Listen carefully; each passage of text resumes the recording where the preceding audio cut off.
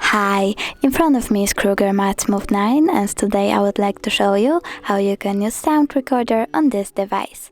Firstly, find sound recorder and open it. Then click at the red button to start your recording. Click allow and end your recording the same way. Now tap on the right button, choose saved and tap on the red button again. As you can see, my recording was successfully named and saved. If you wanna delete it, tap on it, hold, and choose bin icon. Then click OK.